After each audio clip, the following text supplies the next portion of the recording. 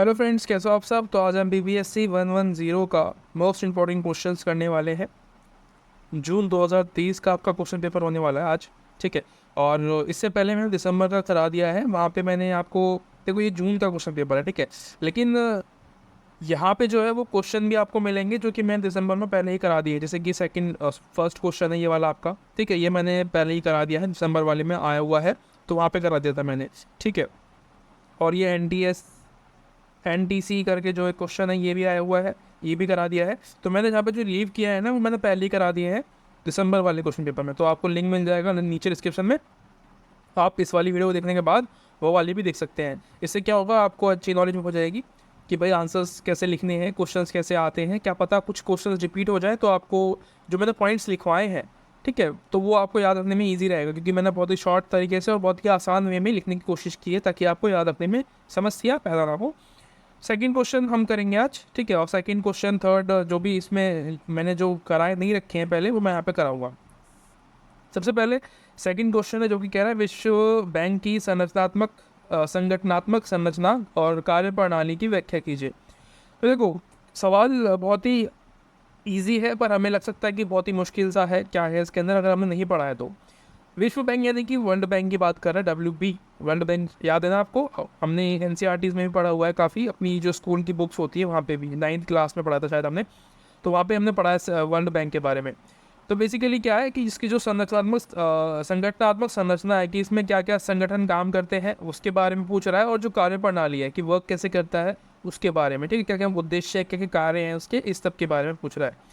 तो मैंने पहले एक छोटा सा इंट्रो लिख दिया है कि भाई ये है क्या। कह रहा है कि एक वर्ल्ड बैंक एक वैश्विक वित्तीय संस्था है, यानी कि क्या है, जो लोगों को, या देशों को, सॉरी लोगों को कह रहा हूँ, देशों को कर्ज देती है। कर्ज मतलब लोन देती है, ठीक है।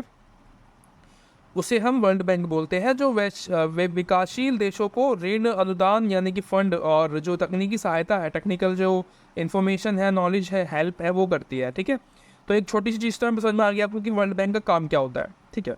अब हम बात करते हैं इसकी संस्थाओं के बारे में। हमने पूछा था ना, वहाँ पे पीछे सवाल बोल रहा था कि संगठनात्मक संरचना बताइए इसकी, है ना, ये वाला।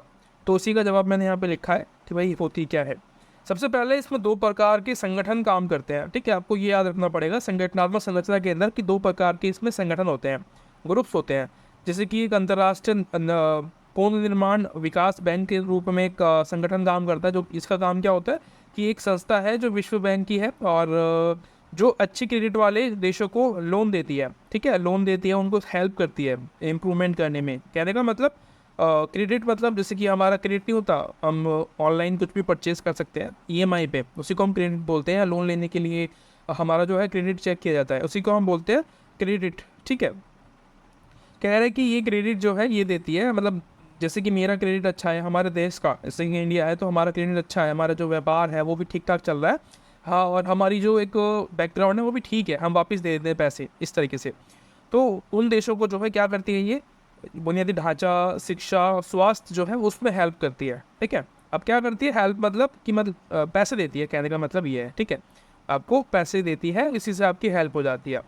सेकंड जो है, जो सेकंड संस्था है वो है अंतर्राष्ट्रीय विकास संघ, ठीक है, IDA करके भी बोलते हैं इसको। ये है, ये क्या करते हैं, गरीबी देशों को, जो गरीब देश होते हैं, जितने भी इन डेवलप कंट्रीज़ है, जो डेवलप नहीं हुई है अभी तक, यानी कि भारत से भी नीचे की जो कैटेगरी की है, उनको जो है कम ब्याज पे लोन देती है, और उनको जो है फंड्स वगैरह भी देती रहती है, ठीक है। इसका जो मुख्य उद्देश्य होते हैं वो क्या होते हैं कि भाई गरीबी को कम करना है, स्वास्थ्य पे सुधार करना है, शिक्षा तक जो है लोगों की जो पहुंच है उसको बढ़ाना है। जितने भी गरीब बच्चे हैं या गरीब देश है, वहाँ के जो लोग हैं, ठीक है, उनको एजुकेशन में, हेल्थ में, उनकी जो गरीबी है उनको कम करना, इसका जो मेन एम होता है वो ये होता है। तो आपको इतना समझ में आ गया होगा कि भाई जो इसकी जो दो श्रेणियां हैं, जो दो एक तरीके से पिलर्स हैं, वो यहाँ पे आपको देखने को मिलते हैं, ठीक है, इसकी संरचना के अंदर। अब हम बात करते हैं इसकी कार्यप्रणाली के बारे में। तो कार्यप्रणाली तो काफ़ी सारी है, जैसे कि देश समझदारी ढांचा, सॉरी साझेदारी ढांचा कह रहा है। बेसिकली हेल्प, साझेदारी मतलब होता है हेल्प करना, ठीक है, आपस में मिलके काम करना। जैसे कि इस वर्ल्ड बैंक में जो है कुछ लोग होते हैं जो कि बहुत ज़्यादा प्रोफेशनल्स होते हैं किसी भी काम के लिए। जैसे कि मैं आपको बताया ना, कि भाई किसी भी देश में स्ट्रक्चर बनाना है, अच्छा लोगों के लिए हेल्प करनी है, स्वास्थ्य सुविधाएं प्रदान करनी है, एजुकेशन देना है, तो उसके लिए वहाँ पे कुछ लोग होते हैं जो कि देशों की हेल्प करते हैं, जो प्रॉब्लम्स है उसको सॉल्व करने के लिए, ठीक है। तो ये साझेदारी में काम करता है परियोज, और उसके अलावा सरकार के साथ मिलकर भी काम करता है, ठीक है। जैसे कि रणनीतियाँ बनाना, ये सब काम इसके अंदर आते हैं। उसके अलावा परियोजना की पहचान और विकास करना, देखो परियोजना मतलब प्रोग्राम्स चलाना, जैसे कि हमारी गवर्नमेंट नहीं करती कि भाई बेटी बचाओ बेटी पढ़ाओ, तो ये प्रोग्राम है। वो बात अलग है कि बच रही है या पढ़ रही है, वो किसी को भी नहीं पता, ठीक है। गवर्नमेंट नहीं, बस गवर्नमेंट का काम है स्लोगन लेके आना, काम करना नहीं है। तो परियोजना लेके आती है कि भाई ये काम कर सकते हैं कि भाई गरीबी हटाओ, गरीबी को बचाओ, या किसान आंदोलन, जो किसान है उनके लिए कुछ हेल्प करना, तो ये परियोजनाएं लेके आती है, ठीक है। यानी कि कंडीशन के हिसाब से कि किसी भी कंट्री में किस तरीके की दिक्कतें हैं उनको सॉल्व करने के लिए कुछ प्रोग्राम्स लिए जाते हैं, लेके आए जाते हैं गवर्नमेंट के द्वारा, वो यहाँ पे काम करते हैं, ठीक है। वर्ल्ड बैंक इस तरीके से काम करता है, निगरानी करता है, यानी कि जो भी प्रोग्राम लाए गए हैं क्या उन पे काम किया गया है या नहीं किया गया, ठीक है, कि कैसे काम कर रहा है, सही कर रहा भी है नहीं कर रहा है, उस तरीके से। उसके बाद परियोजना मूल्यांकन करना, देखभाल करना कि क्या वो काम सही से हो भी रहा है या नहीं हो रहा है, ठीक है। और अगर हो रहा है तो उसमें हम और क्या कर सकते हैं एक्स्ट्रा, अगर नहीं हो रहा तो क्या प्रॉब्लम्स आ रही है उस चीज़ के अंदर, उसको सॉल्व आउट करना, ठीक है। इतना सा काम करना होता है। उसके अलावा बोर्ड अनुमोदन और परियोजना कार्यान्वयन, यानी कि जो भी काम प्रोग्राम्स हैं उनको और अच्छे तरीके से और भी चीज़ों को लेके आना साथ साथ में, ठीक है। उसके अलावा एक छोटा सा कंक्लूजन आपको यहाँ पे ऐड कर देना है, बस आपका सवाल हो गया है। पर आपके लिए नहीं हुआ है, ये मैंने पूरा आंसर्स लिख दिया है यहाँ पे, लेकिन कुछ कमी यहाँ पे अभी भी है, जैसे कि मैंने यहाँ पे इनको डिस्क्राइब नहीं किया है, ठीक है। हर एक पॉइंट को आपको डिस्क्राइब करना है, आप ऐसे फ्लोचार्ट बना सकते हैं, ठीक है। लेकिन नीचे जैसे कि यहाँ पे बनाने के बाद इनको आपको बारी बारी से, जैसे कि पॉइंट 1 बना के इसका एक्सप्लेन कर दिया, ठीक है, इनका नाम लिख के, तो सेकंड बना के फिर उसका एक्सप्लेन कर दिया, तो उससे 3 लाइन में 4-5 लाइन जो भी आप लिख सकते हो, और एग्जाम्पल्स ऐड कर सकते हो तो आप वो कर दो, जो भी आपको सही लगता है आप वैसे कर सकते हैं, ठीक है। उसके बाद आता है छठा क्वेश्चन। देखो मैंने कितने सारे क्वेश्चन लीव किए हैं, आप देख लो कि मैंने, देखो यहाँ से आपको सिर्फ दूसरा क्वेश्चन कराया है बस, ये वाला है ना। और फिर यहाँ पे मैंने जो है ये लीव किया है और ये वाला लीव किया है। फिर हम बात करेंगे यहाँ पे छठे क्वेश्चन के बारे में, जैसे कि ये वाला क्वेश्चन है ना। क्यों? क्योंकि ये मैंने पहले करा दी है, तो मैं क्यों कराऊँ बार बार, है ना, रिपीट हो जाएगा फिर क्या फ़ायदा, आपको कुछ नया कैंडिडेट तो मिलेगा नहीं, वो कराना वापस दे दूंगा तो क्या फ़ायदा है, मेरा भी टाइम वेस्ट है और आप लोगों का भी। तो नया क्वेश्चन करना है, ठीक है। अगर आपको वो वाली वीडियो देखनी है, मैं आपको वापस बता रहा हूँ, डिस्क्रिप्शन में लिंक मिला हुआ है, लिखा होगा वहाँ पर डिस्क्रिप्शन के अंदर लिंक के बारे में, या जो PYQ करके लिखा होगा, आपका सब्जेक्ट कोड लिखा होगा, साथ में PYQ लिखा होगा, तो वहाँ पे आपको क्लिक करना है। और दिसंबर लिखा होगा क्वेश्चन, जहाँ पे मैं थंबनेल बना रखा है उसी के नीचे जो डिस्क्रिप्शन होता है ना, वहाँ पे लिखा होगा दिसंबर वाला, ठीक है, दिसंबर 2023, तो आपको देखना है वो वाला जाके, ठीक है, ज़रूर देख लेना याद से। छठा क्वेश्चन जो है आपका वो है मानव सुरक्षा की अवधारणा को स्पष्ट कीजिए, ये पारंपरिक सुरक्षा से किस प्रकार भिन्न है। तो सवाल जो है वो 2 है ना, 2 सवाल है यहाँ पे। पहला कि भाई मानव सुरक्षा क्या होती है, ये बताना है आपको। उसके अलावा जो पारंपरिक सुरक्षा है ये इससे कैसे अलग है, ठीक है। मानव सुरक्षा विशिष्ट पारंपरिक सुरक्षा, तो यहाँ पे एक तरीके से आपको डिफाइन करना है, बताना है पहले कि मानव सुरक्षा होती क्या है, फिर आपको जो है पारंपरिक सुरक्षा के बारे में बताना है। देखो मैंने क्या किया है, आपको डिफरेंस बता दिया है यहाँ पे, ठीक है। जैसे कि भाई मानव सुरक्षा जो है वो क्या है, जैसे कि अभी आप देखते हो ना, आजकल आज हमें ना बाहर के लोगों से इतनी प्रॉब्लम नहीं है, ठीक है, यानी कि बाहरी आक्रमण से, क्योंकि राजा महाराजा तो रहे ही नहीं कि भाई आक्रमण कर दे, या फिर बाहर के देश जो थे वो पहले हम पे आक्रमण करते थे आके, तो वैसे तो डर है नहीं, क्योंकि हमारे पास खुद की हमारी आर्मी है। लेकिन आज का डर क्या है, आज का डर है हमारा भोजन प्राप्त करना, पानी, आश्रय, स्वास्थ्य, शिक्षा, ये आज के खतरे हैं ये, ठीक है। तो इनको ओवरकम करना, इनको पाना बहुत ही मुश्किल हो गया है। तो आज जो मानव की जो समस्या है वो ये है, ठीक है, खाना पानी रहना सहना ये सब, ठीक है, बाढ़ वगैरह जो है, क्लाइमेट चेंज जो होता है, ये भी हमारी प्रॉब्लम के अंदर आता है, मानव सुरक्षा के अंदर आता है। लेकिन पारंपरिक सुरक्षा मतलब मैंने आपको बता दिया है वे भी, यानी कि जो पुरानी समस्या थी, जैसे कि भाई बाहरी आक्रमण है, जैसे कि राजा महाराजा थे ना जो अटैक करते थे किसी और के राज्य पे, तो उसी को हम बाहरी आक्रमण कहते हैं, यानी कि जो पारंपरिक सुरक्षा है उसी को हम बाहरी आक्रमण कहते हैं। पहले हमारा खतरा यही था, लेकिन आज जो है बदल गया है, वो आज इस तरीके से हो गया है, ठीक है। आशा करता हूँ अभी आप समझ रहे हो कि मैं क्या कहना चाह रहा हूँ, यहाँ पे क्या बताया है मैंने, ठीक है। यहाँ पे सिर्फ जो मेन जो फोकस होता है वो होता है राज्य के केंद्रित बेसिकली, ठीक है। यहाँ पे लोगों के लिए कोई नहीं सोचता, राजा महाराजा कहाँ सोचते थे पहले लोगों के हित के अंदर, हित के बारे में नहीं, बिल्कुल भी नहीं सोचते थे। वो सोचते थे कि हमारा काम चले बस, है ना। और लोगों को खतरा रहता था हमेशा महाराजाओं से, राजाओं से, कि भाई दूसरा अटैक ना कर दे उन पे, और हमारा महाराजा जो है वो हमसे टैक्स वसूली करता है, जो भी है। जैसे कि अंग्रेज़ लोग आए थे तो उनसे भी हमें खतरा था, ठीक है। इसी को बोलते हैं। उसके अलावा सेकंड जो होता है, ये होता है मान सुरक्षा के मुद्दे, है ना। पूछ तो रहा था पीछे कि क्या होता है मुद्दे वगैरह, जो है ये पूछ रहा था कि भाई डिफरेंस क्या है। मैंने आपको बता दिया यहाँ पे अभी, ठीक है, दोनों का डिफरेंस करके मैंने बता दिया है। इसको आप लिख पाओगे, इसको आप डिफाइन भी कर पाओगे, स्पष्ट भी कर पाओगे कि मान सुरक्षा क्या है, और जो पारंपरिक सुरक्षा है ये कैसे अलग है इससे, ठीक है। अब बात करते हैं इसके कुछ मुद्दे होते हैं। मैंने आपको बता दिया है वैसे मुद्दे भी, कि भाई खाद्य सुरक्षा इसके मुद्दे हैं, है ना, स्वास्थ्य सुरक्षा इसके मुद्दे हैं, पर्यावरण सुरक्षा इसके मुद्दे हैं, और व्यक्तिगत सुरक्षा। अब ये पर्यावरण क्यों आ गया, मैंने आपको बताया। क्लाइमेट चेंज क्या है, हमारे लिए खतरा है, हमारे लिए पॉल्यूशन पैदा करता है, जिससे कि हमारी बॉडी ख़राब हो रही है ना। पॉल्यूशन से हमारे बॉडी के अंदर वो पॉल्यूशन जा रहा है, और हमारे फेफड़े वगैरह जो आंतरिक जो भाग है हमारे, वो ख़राब हो रहे हैं, और लोगों को स्किन डिजीज़ भी हो रही है ना। ये क्लाइमेट चेंज का जो प्रभाव है, इसकी वजह से जो है मानव सुरक्षा की बात करते हैं यहाँ पे, ठीक है। इनको आपको डिस्क्राइब करना है अभी भी। क्या डिस्क्राइब करना है, ये मैंने लिख दिया है, ठीक है। इसको आपको ये और ये इन दोनों को डिस्क्राइब करना है, फिर इनको करना है, फिर इनको करना है, इस तरीके से, ठीक है। जितना भी आप लिख पाओ उतना आपको लिखना है, 4 पेज पढ़ने हैं आपको बस, ठीक है। फिर आता है 7 क्वेश्चन। पहला जो इसका है वो है अप्रसार संधि, यानी कि NPT, नॉन प्रोलिफरेशन ट्रीटी, यानी कि आप परमाणु अप्रसार संधि, हमने पढ़ा है इसके बारे में भी, है ना, NCERT में पॉलिटी की। तो वहाँ पे इसमें क्या होता है कि भाई परमाणु हथियार जो है उनको बनाने से रोकना ही आप परमाणु अप्रसार संधि है, ठीक है। तो इसको ज़्यादा एक्सप्लेन करने की जरूरत तो है नहीं वैसे मुझे, कि भाई क्या है। वैसे ये जान लो कि ये कब इन्फोर्समेंट में आया, यानी कि देखो सिग्नेचर जो है, यानी कि हस्ताक्षर कब किए देशों ने, 1969 में किए, कि भाई हाँ हम परमाणु अप्रसार संधि का समर्थन करते हैं इस रूप में। और जो फोर्स की बात करें, यानी कि जो प्रभाव की बात करें कि भाई ये कब लागू हुआ, ठीक है। तो लागू होने की बात करें तो अगली साल ही लागू हो गया, यानी कि 1970 में, 1970 में ये लागू हो गया। इसमें कुछ प्रमुख प्रावधान होते हैं कि भाई अप्रसार, यानी कि जो परमाणु है उसको बनाने से रोकना, ठीक है। यानी कि जिन देशों के पास परमाणु नहीं है उनको रोकना, इसमें इसके अंतर्गत आता है। अब जो इंडिया है इसका समर्थन नहीं करेगा, ठीक है।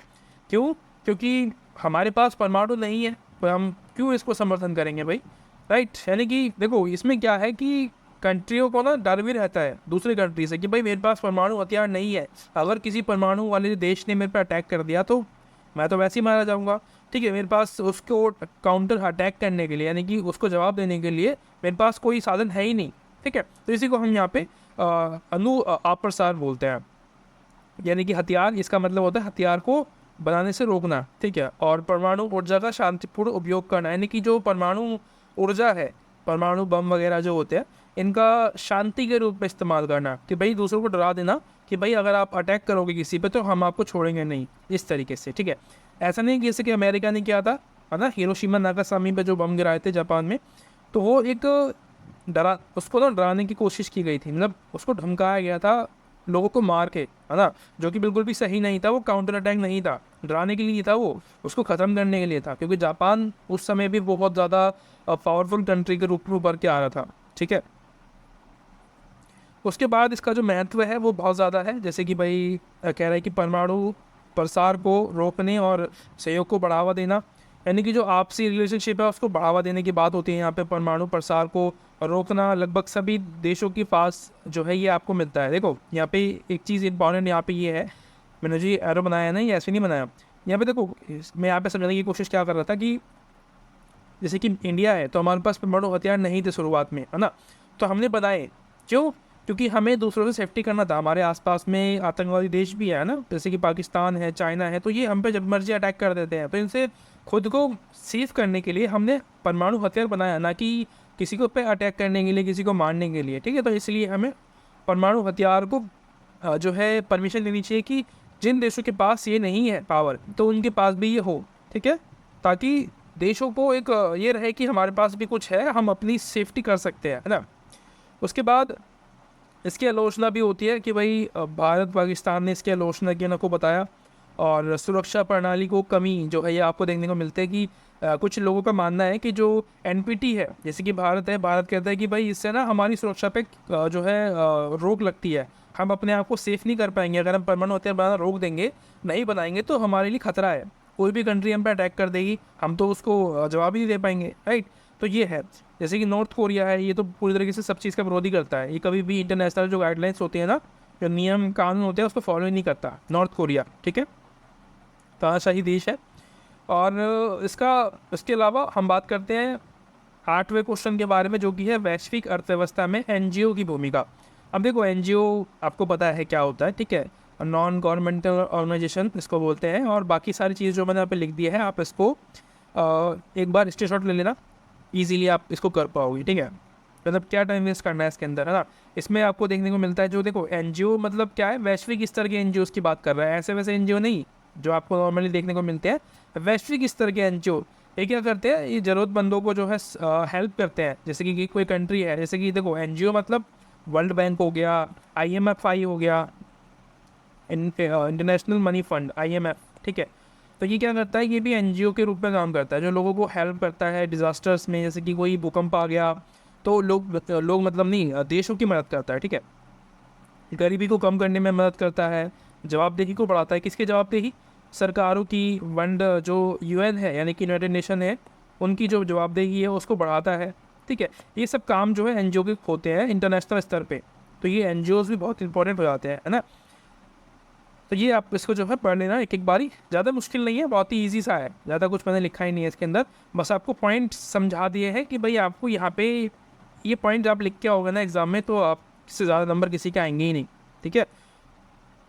बाकी टीचर के ऊपर है वो उसका मूड कैसा है, ठीक है। उसके अलावा गैर पारंपरिक सुरक्षा, अब देखो ये वो वाला सवाल फिर से आ गया, गैर पारंपरिक वाला। अब ऐसा कभी कभी होता भी है एग्ज़ाम में कि आपको एक जैसे सवाल फिर दोबारा से देता है एग्जामिनर घुमा के।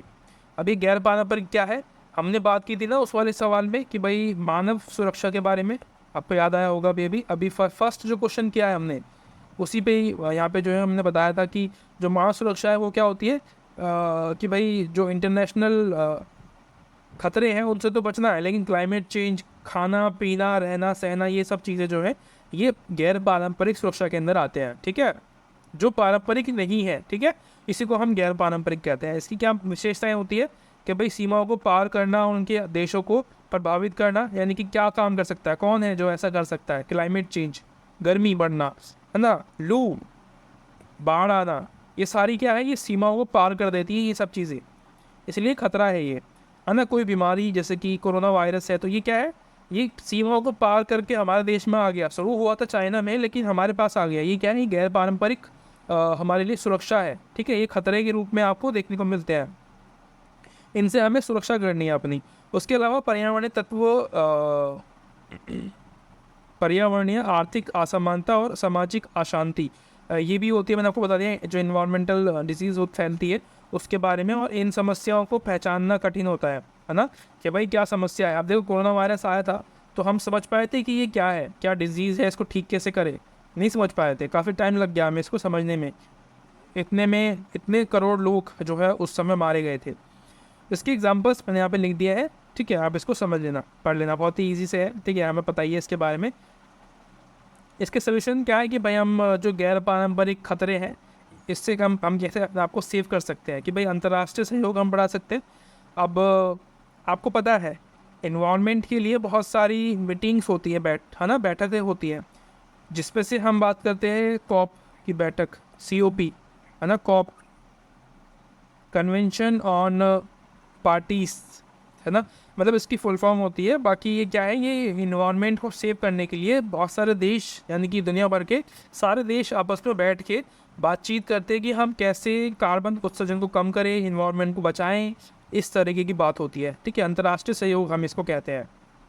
उसके अलावा ये भाई व्यापक दृष्टिकोण आपको देखने को मिलता है इसका, जो हमें पता क्या करना पड़ेगा कि जो प्रॉब्लम्स कहाँ से आ रही है, जैसे कि आर्थिक रूप से लोगों में समस्या पैदा होती है कि भाई गरीब है तो उनकी अंदर कुपोषण की समस्या पैदा हो रही है, गरीबी की वजह से जो है बीमारियां पैदा हो रही है लोगों में, तो उसको ठीक करना, समाज में जो असमानताएं फैली हुई है ना, देखो इंडिया में ही नहीं है, बाहर भी हो सकती है ये सब चीज़ें, ठीक है।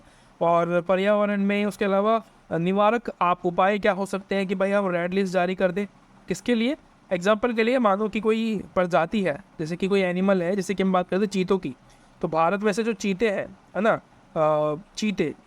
चीतों की जो संख्या है उनकी कम हो गई है, ख़त्म हो गए हैं। अब क्या करा है, प्राइम मिनिस्टर ने उनको बाहर से जो चीते हैं उनको अडॉप्ट मंगाया है, यानी कि अफ्रीका से कहीं से उनको मंगाया गया है कि यहाँ पे वो रह सके, मतलब उनको हम बढ़ा सकें यहाँ पे इनकी जो जनसंख्या है उसको।